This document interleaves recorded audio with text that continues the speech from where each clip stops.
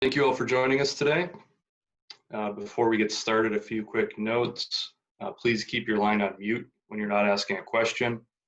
Mute's located on the bottom left-hand corner of the screen, although we will unmute you when it's time for you to ask a question. We will provide audio and video of the call afterwards, but feel free to record if you wish. If you haven't yet, please open the chat box and we'll go by that order of questions. If you have a question, please enter your name and affiliation and wait to be called on. And with that, we're joined today by Orioles third round selection in the 2020 first year draft, number 74 overall, Anthony Servideo. We'll start with a brief statement from Anthony before taking questions. Anthony? Yeah, well, thanks for having me on. And I just want to say, super excited to become an Oriole. And, the draft process was crazy for me. I dealt with it a little bit in high school, but this year it was serious. And, I feel like I put myself in a pretty good spot, and I'm lucky to have the opportunity to play at the next level. And, all of my coaches, teammates, players, everyone who had something to do with this, I'm super thankful for them. And without them, I wouldn't be able to, continue my career and put on the Orioles jersey and, follow in my grandfather's footsteps. So super thankful for that and everyone who has helped me get here.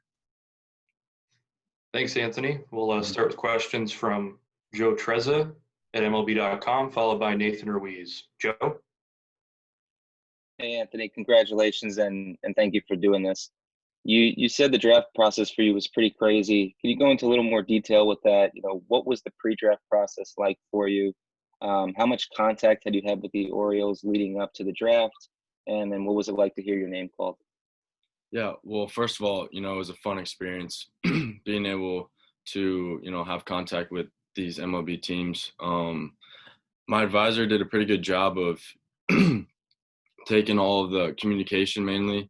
He thought it would, help me keep my mind on the game, and it would help me be less stressed out. But he did a pretty good job with that. And I had some contact with the Orioles, not a ton. I knew they were interested. But, it was, as the draft process went on, they became more interested in, late second, early third round. And, thankfully they picked me.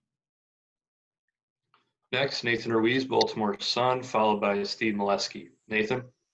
Hey, Anthony, congratulations. Obviously playing in the SEC, you got some looks at the Orioles' first two picks in Heston Kjerstad and Jordan Westburg. I was just wondering what your impressions of those guys are and how excited you are to play with them. Yeah, I'm super excited. Played against them for 3 years, and I became pretty good friends with Westburg. I played with him in the summer, and we've been in contact ever since. Heston's a great guy. I'm excited that he's going to be on my team. He's not going to be hitting home runs against me. He'll be hitting them for me. And no, he's a great guy. I'm excited to play with him. And I'm from the same area as Hudson Haskin as well, so I'm pretty good friends with him. We work out, hit, go to the field, all that kind of stuff, almost every day. So super excited about this group, and I'm ready to get to work with them. Next up, Steve Molesky, MASNsports.com, followed by Rich Dubroff. Steve? Anthony, your stats certainly trended up big time in 2020. It was a small sample, obviously, but it was really good for you, and I'm sure it got the Orioles' attention. Did you feel like you made big improvement from one year to the next, and in what ways? Yeah, definitely. So my confidence for sure is grew a ton, and that helped me, have success and perform. And I changed some small things with my swing, which, allowed me to, keep the same approach throughout the 17 games that we played, and just continue to have aggressiveness, at the plate. That was a big thing for me. Coming off of last year, just being able to stay aggressive, no matter what the count is or who's pitching, and, don't miss my pitch. And, I feel like it helped a lot for sure this year. Next, Rich Dubroff, BaltimoreBaseball.com, followed by Sean Stepner. Rich? Hey, Anthony. I know you were very, very small when your grandfather passed away. Was he your mom's father? Yes, sir. Mm-hmm. Did she Did she tell you a lot of stories about him? And did you grow up trying to pattern yourself after him as a result? Yeah, absolutely. I was too young, and unfortunately, to meet him. Or to know him, I guess. I was about 2 years old when he passed. But yeah, my mom and my uncle and my grandma all told me stories. I would ask about him almost every time I saw them, and it's cool. We have a lot of pictures of him and memorabilia, and growing up, he's been my idol, and I want to follow in his footsteps. Hopefully, be a better player than he was. But no, it's been super cool. Super thankful to be able to look up to him and hopefully follow in his footsteps. A reminder to everybody, if you have a question, please enter your name and affiliation in the chat box. I know we have a few joining us from Mississippi as well. Feel free to join in as well. Next up, Sean Stepner, WMAR. Sean? Hey, Anthony, congratulations. So I understand you have spent some time playing baseball in Baltimore. Can you kind of share with us your experiences in the Baltimore area playing ball? Yeah, absolutely. So the summer after my freshman year, I went out to Baltimore, played in the Cal Ripken League. I loved it. I had the time of my life out there. I had a great host family, great teammates. I was actually playing for Tom Eller at the time. He's a hitting coach in you guys' organization now. And, I love him. He's a great guy. He knows what he's talking about. And just that summer, I played the best baseball of my life. So I feel pretty good playing out there, and hopefully, continue the success coming up. Next up, Rich Dubrow, followed by Nathan Ruiz. Rich?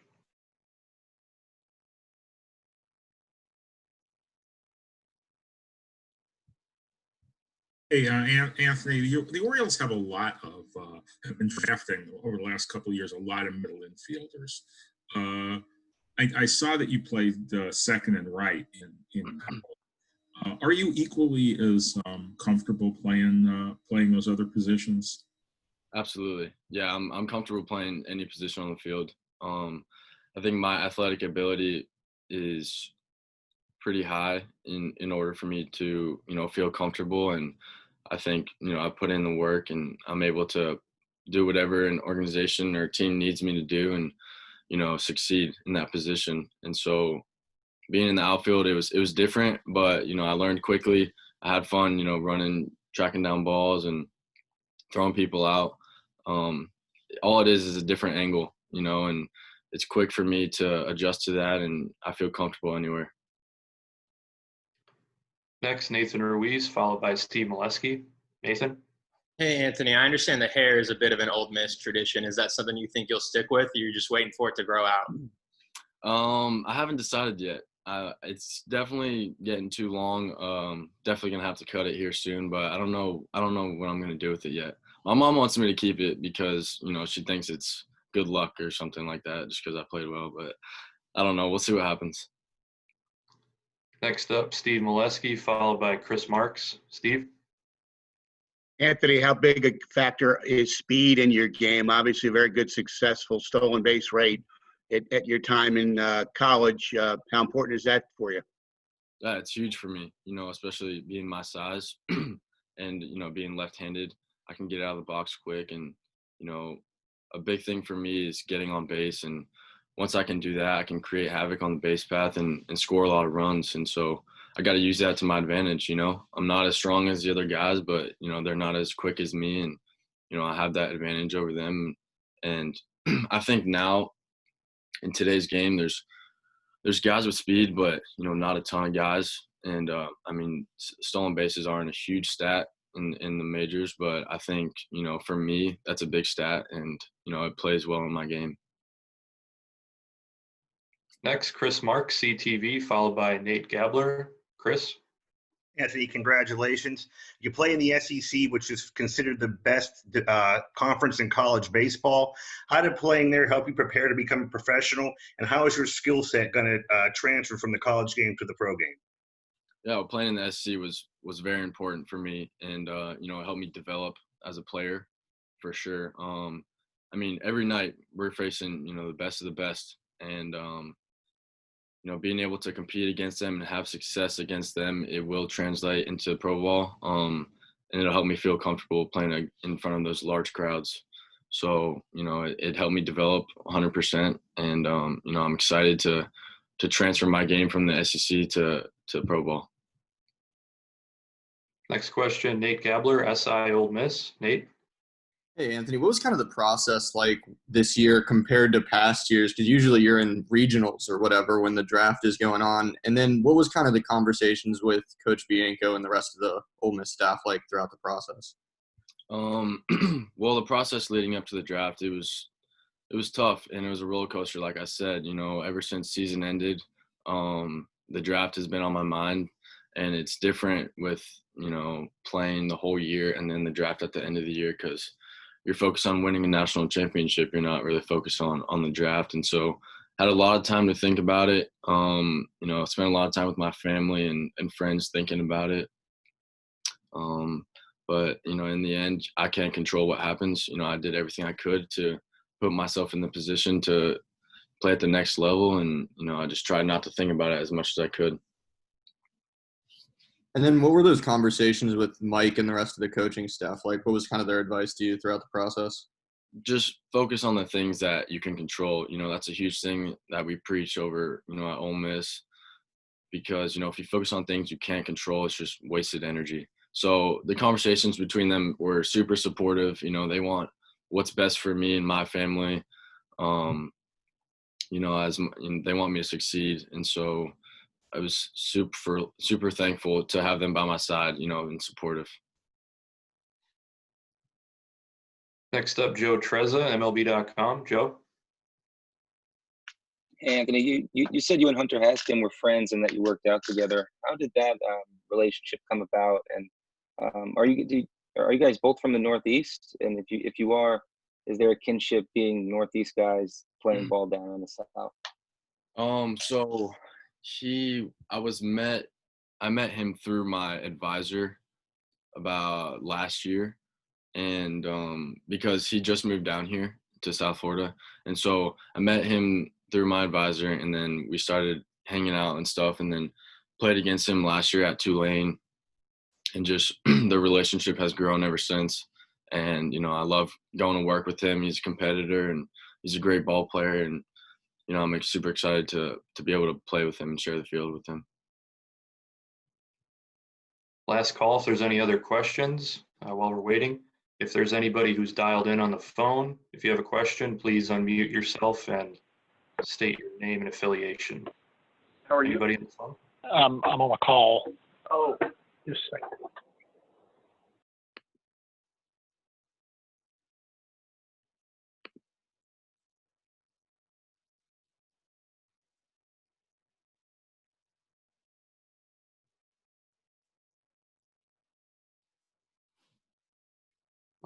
I think he dropped off.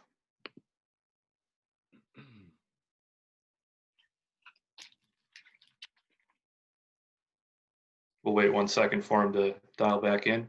Are there any other questions on the Zoom? If you do, please enter your name and affiliation in the chat box.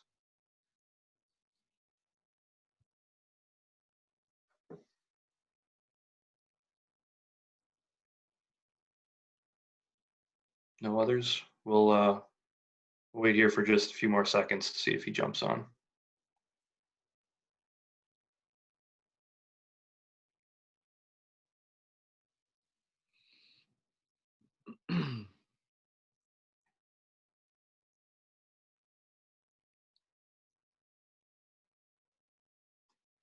All right, I think we're good. Well, thank you all for joining us today. Anthony, thank you for your time, and we'll see you soon.